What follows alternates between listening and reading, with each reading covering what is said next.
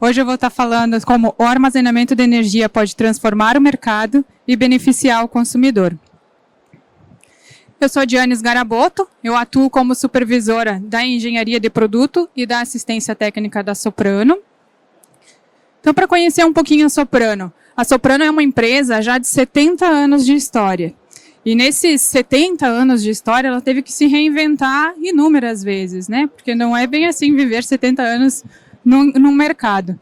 Então, em consequência disso, hoje a gente está com 5 unidades de negócio.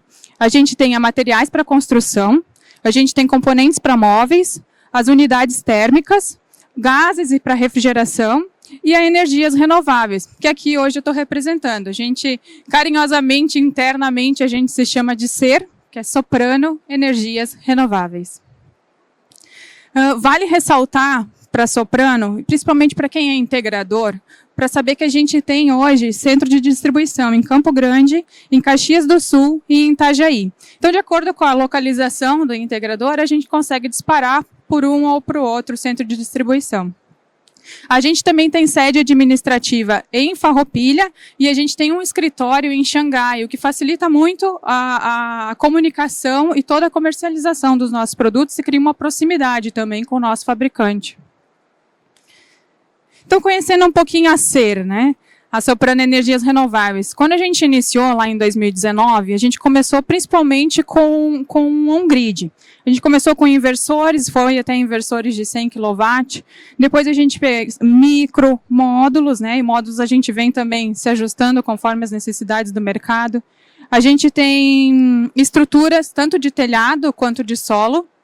E a gente tem a parte de proteção, que também é um vínculo com a nossa outra unidade de negócio, que é a Maticom, que é materiais para construção, que fabrica, inclusive, disjuntores. Em 2024, a gente, só passando a linha do tempo aqui, em 2024, a gente sentiu uma necessidade do mercado de trabalhar com agro. Então, para a entrada do produto agro, a gente começou com drive de bomba solar, entrou com a bateria de lítio, com o off-grid, isso ano passado. No drive de bomba solar, a gente está com as potências de 2.2 até 11 kW. E vale ressaltar, assim, 3 pontos dele, para quem quer conhecer um pouquinho mais, né? Que ele trabalha com fotovoltaico, mas também consegue trabalhar com a rede. Então, assim, se eu tenho fotovoltaico, trabalha com fotovoltaico, e se eu não tenho fotovoltaico, eu trabalho com a rede. E essa comutação é interna, então ele que faz, ele faz essa calibração. Tenho, trabalho com fotovoltaico, não tenho, entro com a rede. Também permite colocar sensores de nível diretamente a ele. Então, nível baixo de boia, caixa vazia, nível de cima da caixa cheia, consigo colocar esses sensores nele mesmo, o que facilita muito para ter um único produto com várias soluções, né? A bateria de lítio hoje que a gente trabalha é de 100 ampere-hora. A gente está com ela de 6.000 ciclos. E o inversor off-grid de 5 kW já tem a FCI e tem Emetro, né? Então, aqui, o nosso mercado, né, é um mercado que ele não é nada monótono, né? Então, a gente vem vivendo várias situações. Por exemplo, o armazenamento de energia está aumentando a demanda e diminuindo o preço. Opa, então, ali a gente consegue trabalhar um pouco mais. Questão da inversão de fluxo. A inversão de fluxo, ela perturbou o nosso mercado, principalmente no ano passado, né? E uma das alternativas da inversão de fluxo foi trabalhar com grid zero. Então, trabalhar com grid zero é uma saída ali para a gente conseguir estar homologando o mercado, o projeto, desculpa. Vira e mexe, a gente tem apagões, né? Apagões não, falta de energia, possibilidade de apagão que vem e vai, né? Então, diante desse cenário que se levantou e de várias mudanças que a gente teve, em 2025, ainda esse ano, a gente lançou os inversores híbridos. E o inversor híbrido nosso, ele já tem FCI, tem Emetro, tem 100% de overload e ele tem um tempo de troca de alimentação de carga de 4 milissegundos. Ou seja, eu estou com o fotovoltaico, agora eu vou entrar com o grid, ou eu vou entrar com a bateria. Essa troca, ela é de 4 milissegundos. Ou seja, se for numa questão de uma iluminação, vai ser imperceptível, a lâmpada não vai nem piscar. E agora que vem assim a grande pegada aqui, né, que é a gente trabalhar com inversor híbrido. A gente vocês como integrador e nós também, a gente se sente parte porque a gente é distribuidor e vive isso junto, né? tem que entender o que o cliente precisa, o que o cliente ele quer, o que a gente vai entregar para ele como solução. Porque esse inversor é um inversor que ele tem N soluções, ele tem muitas parametrizações e N soluções. Então, a gente entendendo o que o nosso cliente realmente está precisando, a gente consegue ofertar para ele de uma maneira mais assertiva, para que ele tenha, no fim, uma entrega que realmente ele quis contratar e a gente entregue o produto que ele precisa. Então, pensando nisso, a gente trouxe aqui só uns cenários para a gente conseguir ilustrar assim, quem que é esse nosso cliente. Aqui eu tenho um cliente que ele tem um alto consumo total, ele não vai injetar na rede, não vai ou não pode, né, injetar na rede. Então, e ele quer aproveitar a energia não utilizada no clipping, ou seja, é comum no on-grid, né, a gente coloca mais módulos para que ele gere mais, mas no fim, ou no maior período de radiação, essa energia ela é descartada, né, a gente tem uma perda ali em forma de calor. Só que quando a gente tem um armazenamento de energia, essa perda que está aqui na crista, né, na carga desse amarelinho, essa perda ela pode ir para a bateria. Então, aquilo que a gente já ia jogar fora, a gente pode estar utilizando. Então, o que procura esse consumidor? Ele está procurando economia com alto consumo procurando economia com alto consumo, porque ele já é um alto consumo, e com armazenamento, né? Então, a gente teria uma utilização maior.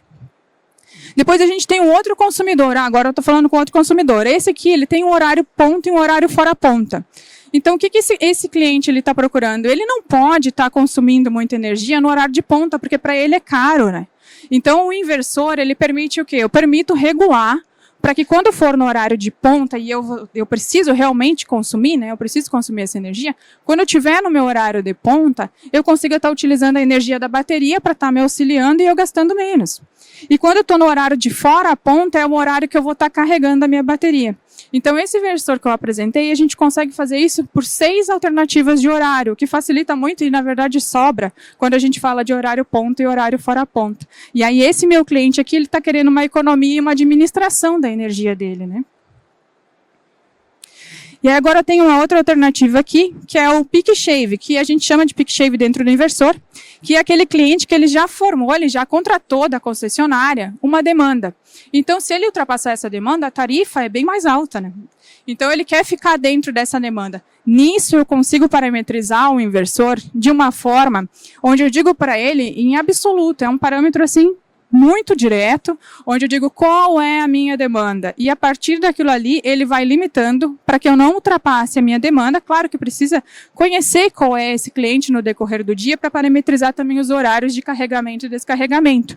Mas é possível fazer isso e respeitar a demanda. Com isso, eu tenho um controle da demanda contratada, não pagando o excedente da tarifa. Então, pensando assim em todas essas alternativas, ali a gente estava analisando o cliente, o que o cliente precisava, né? Olhando para o nosso inversor, ele tem prioridades. Então, eu preciso escolher um modo de trabalho do meu inversor para que eu defina algumas prioridades que são primárias para o funcionamento dele. Então, aqui eu tenho o self-use, onde eu digo assim, eu vou primeiro carregar a carga, depois a bateria e depois a rede. Esse meu cliente, ele está preocupado com a carga dele, né? Porque ele tem que alimentar a carga e ele quer deixar a bateria ali. Porque caso tenha uma falta de energia ou qualquer falta, né, da rede, do grid, ele tem a bateria sempre carregada. Depois eu tenho uma outra opção, que é o selling first, que é a carga, rede e bateria. Neste caso, o inversor, ele deixa a bateria com uma carga mínima, uma carga de segurança, só que depois que ele alimenta as cargas prioritárias, ele vende ou ganha créditos, né, que é o mais comum, ganha créditos para a rede da concessionária. E depois eu tenho uma outra opção, que ele trabalha também, claro, como off-grid, carga, bateria. Com isso, a gente tem um consumo de energia mais eficiente, gestão eficaz dos custos, uma economia a longo prazo. E pensando assim, tá, ok, determinei o modo de trabalho, conheci o meu cliente, mas ele tem um gerador. Ele quer trabalhar com gerador. Posso? Pode trabalhar com gerador. O gerador, ele pode ser ligado tanto diretamente ao inversor ou como é comumente também no CA. Se ele for ligado no inversor, o que eu ganho com isso, Diana? Por que tem essa entrada, né? Então, tem essa entrada no gerador para que eu faça o controle automático. Então, eu tenho ali no gerador uma entrada, uma saída digital, onde eu consigo verificar. Eu tenho rede? Sim, eu tenho rede. Opa, não, agora eu não tenho rede. Quando eu não tenho mais rede, eu mando um sinal, o gerador liga. Isso de forma automaticamente. Então, eu não preciso mais seccionar o meu gerador. Aí também tem uma opção que é a carga Smart Load, ou seja, eu tenho uma carga prioritária, mas eu também tenho uma carga secundária, que eu quero deixar ela carregada. Isso é possível fazer, e eu consigo fazer o quê? Fazendo prioridades. Primeiro ele mantém a carga prioritária, mantém a minha bateria, deixa a minha carga prioritária em segurança e depois vai alimentar minha carga secundária. Porque sim, é comum, às vezes a gente realmente tem uma incidência de radiação bem alta e sobra para fazer tudo isso no dia. E tem uma terceira opção, que talvez venha a ser realmente comum, que é aquele cliente nosso que já é cliente, né? Então, ele já tem ali um on-grid e ele quer acoplar num híbrido. Então, tem uma portinha C-couple que eu consigo conectar um inversor no inversor híbrido. E também tem um check dentro do inversor, assim, coloca sim ou não, se tu quer carregar a bateria com o grid, ou seja, eu posso carregar essa bateria com a rede ou não com a rede. Porque daí, apesar de que ele respeita uma proteção da bateria, claro, para o funcionamento dela correto, para respeitar a vida útil dela, vamos pensar que chegou no fim do dia ali, ela está com 80% carregada, né? E 70% ali é um limite que eu estou deixando como mínimo. Ela está com 80% carregada, mas eu quero carregar até 90%. Ele não vai carregar. Ele vai segurar até o dia seguinte, quando tiver radiação, daí ele carrega a bateria, porque ela está segura, ela está com uma carga mínima, e eu não quero gastar do grid, eu não quero gastar energia da rede. Então, é possível também fazer esta configuração. E aqui vem uma pergunta que é bem comum, assim, né? Que é, quantas baterias eu utilizo nesse inversor? Depende, né? Sempre vai ser depende do cliente, depende de quais as cargas, depende de quantos dias, quantas horas no dia ele vai estar utilizando. Mas, assim, para a gente ilustrar, a gente trouxe um case aqui, só para poder visualizar realmente o que seria.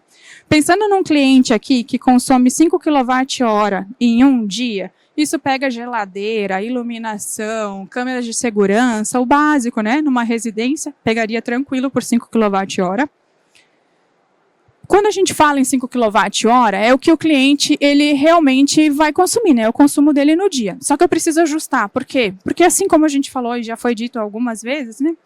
Que baterias de 6.000 ciclos, elas, vamos dizer ali, uma vez por dia, 365 dias no ano, vai dar quase 16, 17 anos. Então, é um tempo considerável para um produto, né? E ela tem realmente um fator de envelhecimento. Então, eu sei que essa minha bateria vai durar mais que 5 anos, mas que com o passar dos anos, ela não tem o mesmo desempenho que ela tinha no primeiro ano. Então, a gente faz um reajuste deste valor, considerando o fator de envelhecimento e a profundidade de descarga. Com o reajuste que a gente agora acertou, a gente faz dividido pela tensão da bateria, porque essa minha bateria, ela realmente é de 51,2 volts, então eu tenho que saber o quanto que eu vou utilizar dela. Com isso, eu consigo determinar que para esse case, eu precisaria de 2 baterias. Ou seja, então, esse inversor de 5 kW, com esse consumidor aqui, de 5 kWh em um dia, 2 baterias seriam suficientes para sustentar essas cargas.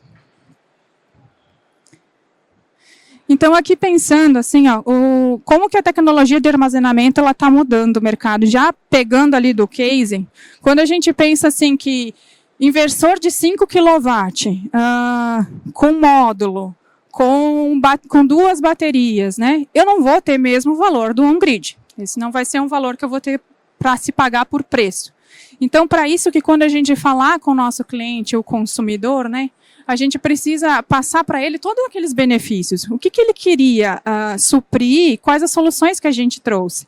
Porque preço a preço, realmente, armazenamento é um olhar difícil de ter, né? Mas quando a gente traz todas as soluções, é possível vender inversores híbridos, né? E aí, a gente tem também, paralelo a isso, uma tendência futura, que é a baixa dos valores da bateria. Ela vem baixando, até a Soprano, como um grande distribuidor, dá para dizer assim que o que a gente pagou por uma bateria lá em 2024 não é nem perto do valor que a gente está pagando hoje em 2025. Elas vêm baixando consideravelmente de valor, e a gente também está aí com essa normatização em andamento, que tem muita gente empenhada para que ela aconteça também, que vai regularizar um pouco mais essas instalações, né? Depois a gente tem a questão da sustentabilidade, né? Porque é uma bateria, né? Então, tem toda uma questão forte com sustentabilidade. A Soprano tem a ISO 14001. A gente é uma empresa muito focada nisso. Esse produto ele foi lançado em 2025 porque a gente está há mais de um ano trabalhando na questão de sustentabilidade, porque a gente valoriza demais esse selo. E tem logística reversa, é especial para trazer para dentro do país. Então, a gente, para consolidar, para deixar isso tudo bem certinho, a gente demorou um tempo, mas está seguindo e honrando o nosso selo ali de sustentabilidade. E aqui, só para terminar, o mercado de oportunidade, ele cresce, né? Ele cresce muito. E o integrador, ele precisa estar preparado. E a gente, como distribuidor, a gente é muito parceiro, né? Então, o que a Soprano a gente sempre propicia? Treinamentos, a gente vai até a casa do integrador, o integrador está dentro e presente na Soprano. A gente atende tanto a nível comercial quanto a nível técnico, né? Clientes que de qualquer forma que precisar, porque isso é uma parceria, né? A gente precisa realmente conhecer esse produto para vender ele, né?